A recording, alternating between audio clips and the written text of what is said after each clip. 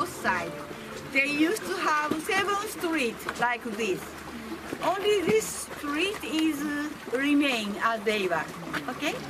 Now we are going to visit. So these are the spring water, and these are used during the samurai period for drinking water. Drinking water. Drinking water.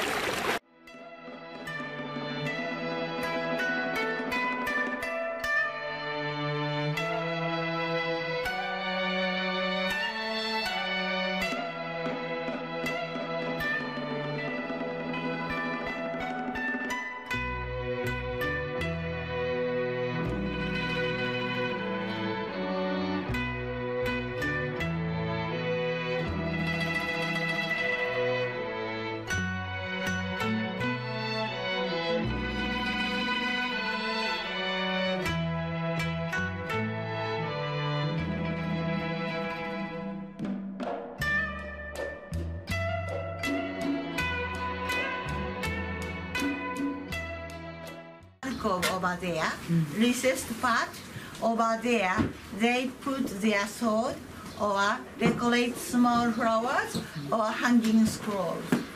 And also, as a place to eat or to entertain guests or to study, so in each room can be used very different purposes.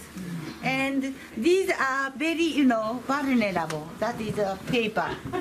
So during the night time, they have a weather door just like that, the wooden one, weather one.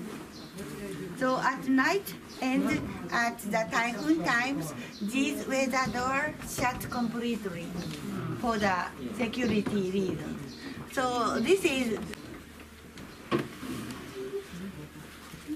are used for the cooked rice.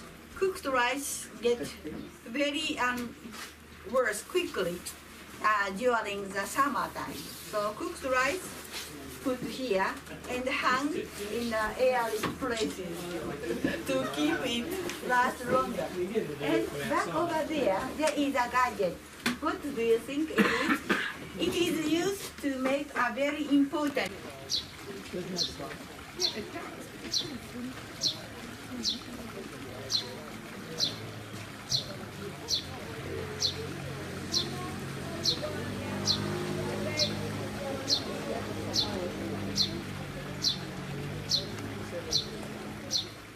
Fertilizer.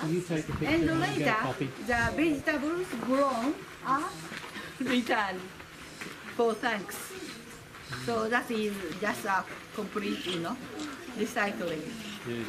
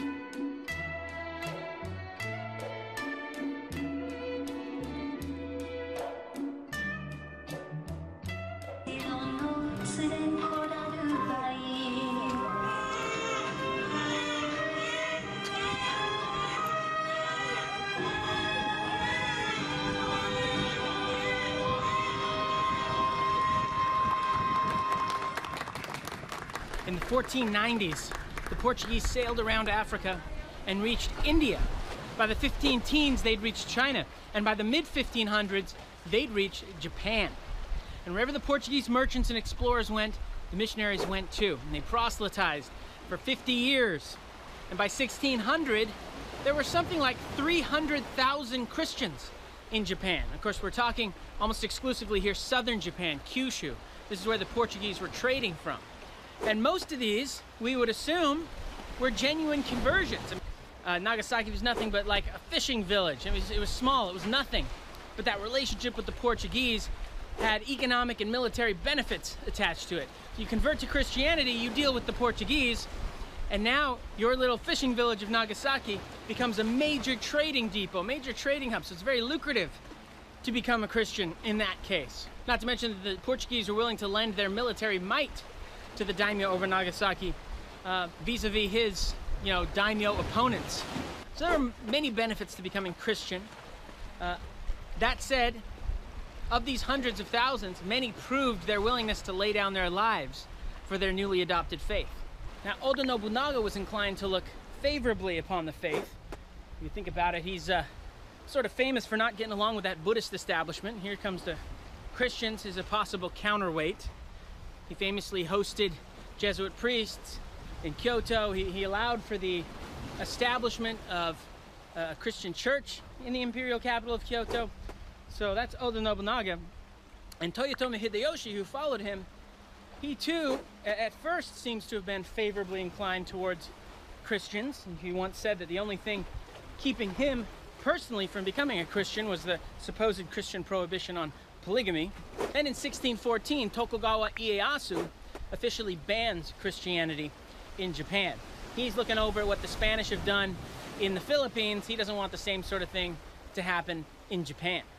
But the real death blow for Christianity in Japan, or at least the near-death blow, came at a place called Shimabara.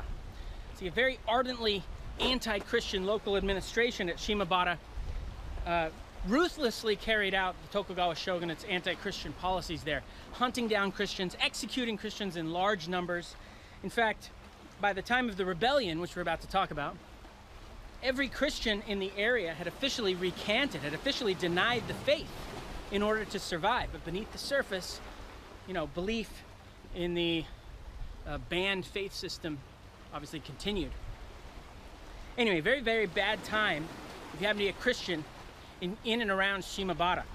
It didn't help that the local administration was trying to carry out these large building projects like the Shimabara Castle, which is amazing. It's a great place. But the building of it, of course, people are taxed to build it. This is very heavy taxation, and if you can't pay, the local administration, which has already shown its brutality vis-a-vis the Christians, they're willing to kill you or torture you, abuse your women, sell them to brothels. One day in 1637, the daimyo's thugs go too far. One of them is torturing this guy's daughter. So he's a father watching his daughter get tortured before his very eyes. He rises up in rage and he kills the guy. And pretty soon the entire village is up in arms against the daimyo. And this insurrection grows, and before you know it, you have multiple samurai or ronin, masterless samurai, assuming leadership positions. Most of these guys are Christian. There are some non-Christians. This was a Christian rebellion. Now, it gets categorized. It's not very popular to say that these days.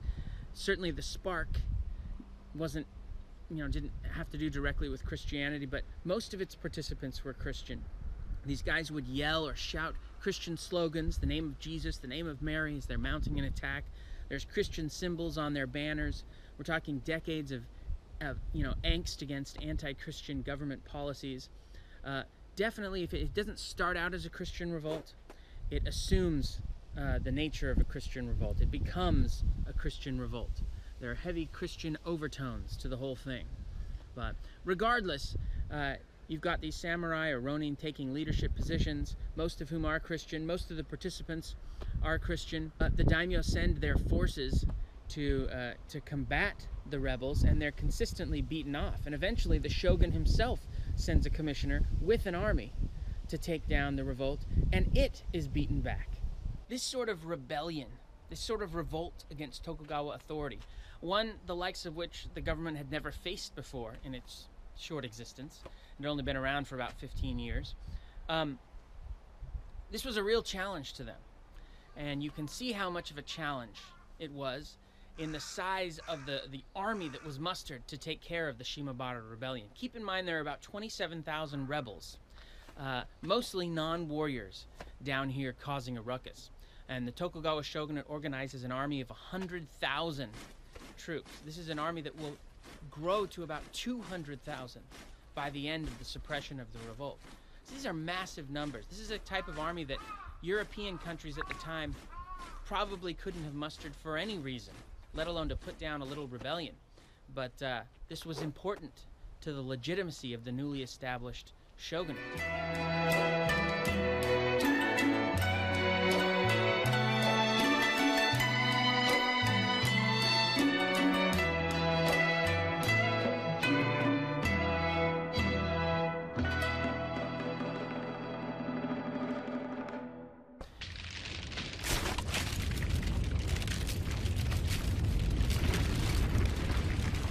Something triggers a pyroclastic flow about 10 times bigger than all that came before. Within moments, it overwhelms the valley.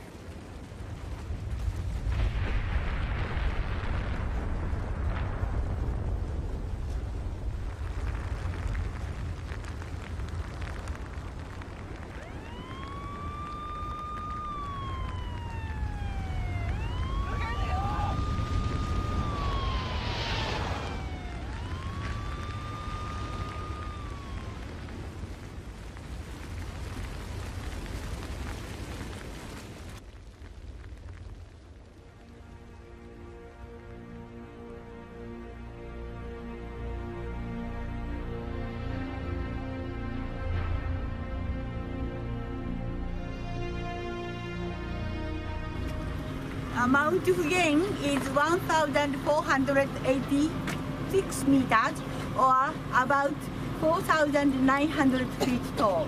And at the top of that, volcano here, 2.8 kilometers.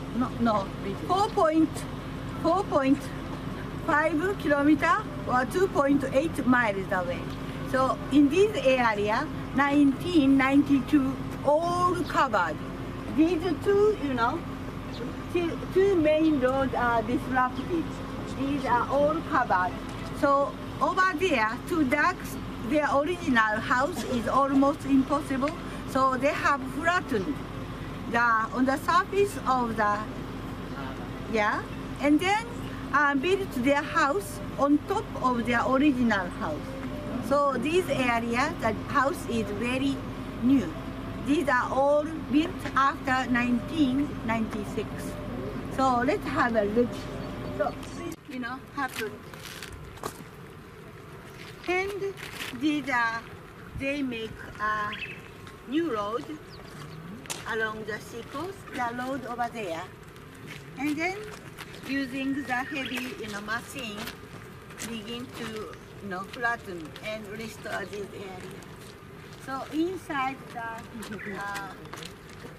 fabricated, three more houses are visited. So please have a look. After visiting over there, we take.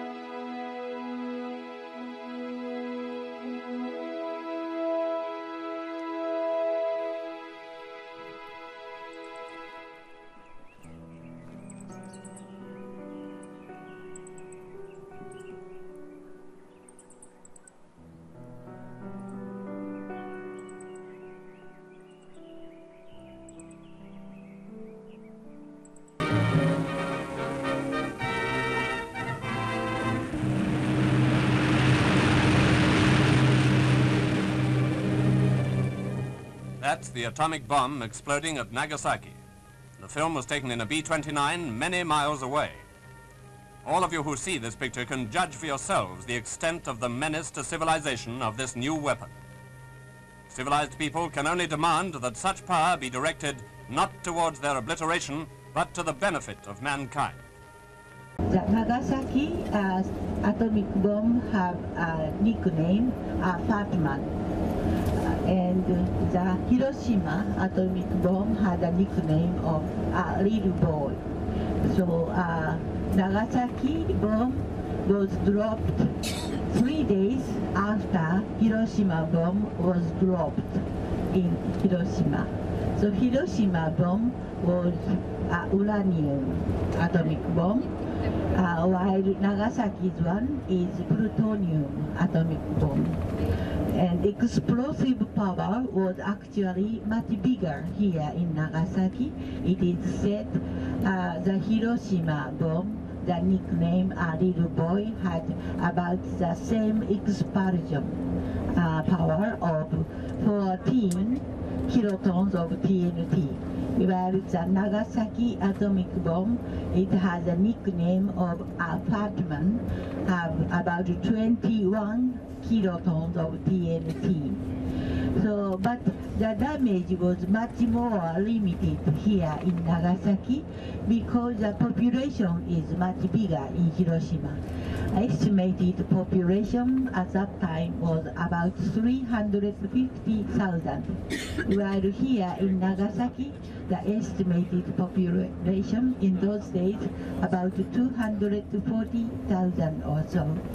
And while the Hiroshima is a flat basin, and the bomb dropped almost at the center of the city, but here we have a lot of 3 small hills surrounded, and the bomb dropped not at the populous center, but the northern suburbs. So the damage was much limited here in Nagasaki. In Hiroshima, out of estimated 350,000, 140,000 were killed by the end of the year 1945, while here in Nagasaki, out of estimated 240,000, 73,886 were killed by the end of 1945. And in those days, some scientists predicted these 2 atomic bombed places will have neither tree nor grass for 70 years. But actually, when the next spring comes, a very small, grasses and leaves are coming. So the people of Nagasaki wept for joy. Around that time, people are beginning to understand unhazard radiation, So the Nagasaki prefecture issue a notice. Those who are living near ground zero, if they have any place to, move, you'd better move away from the ground zero and so on.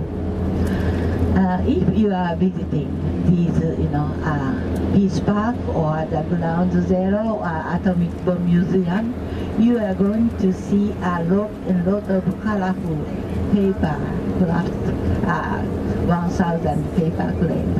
You have seen already when you are visiting the last place, a small community buried up to the roofs. There is a story in Hiroshima.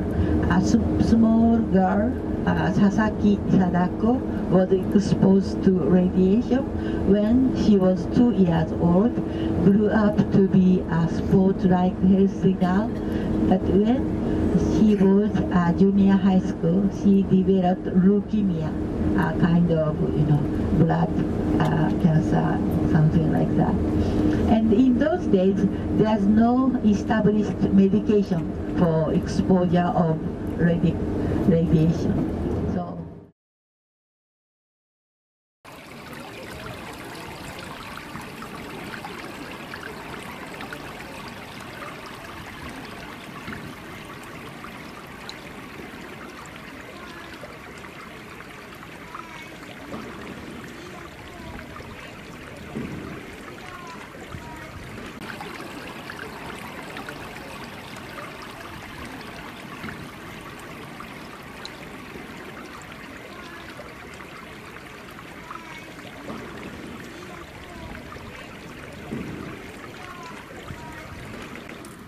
And he said the right hand pointing the heaven, symbolizing the threat of nuclear weapons, and left horizontally extended, arms, everlasting peace, and the right folded leg symbolizing meditation, and the left leg,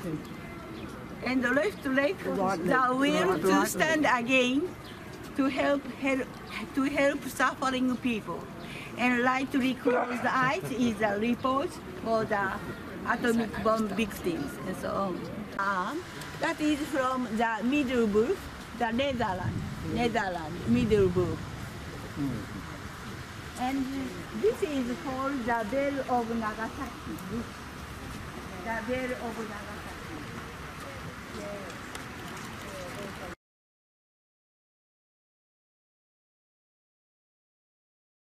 Here, some blocks relocated from the Urafami Catholic Church to relocate here because they want to build their own restored, castle. The black one. Yes. 500 above.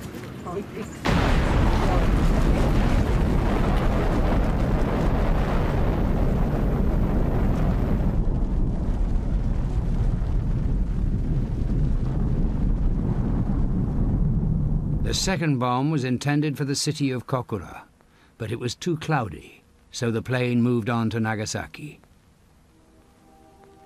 Desperately short of fuel, the crew released the bomb despite more clouds. The bomb missed the aiming point and fell into a valley. This time there was no firestorm, but even so, more than 50,000 people were killed.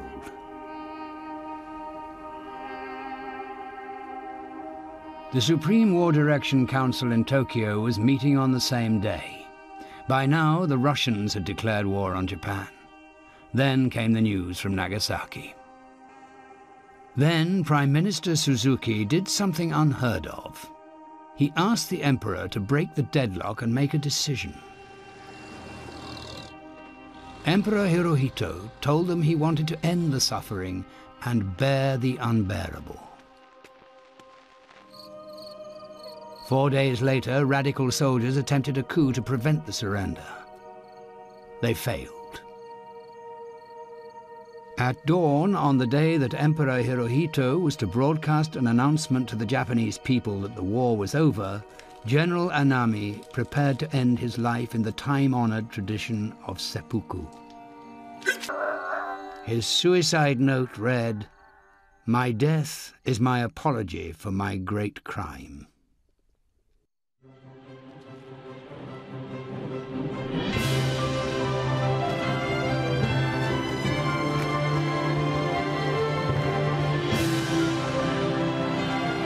The war was over. At last the troops were going home. There was jubilation around the world.